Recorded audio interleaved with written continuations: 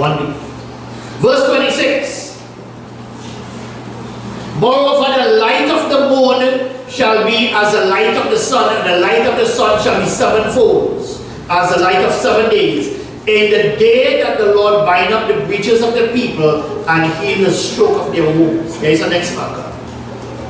Following that event, the sun is going to get hotter.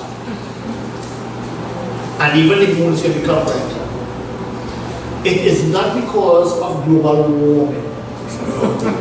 It is because the sun is getting hotter. That's in the Bible.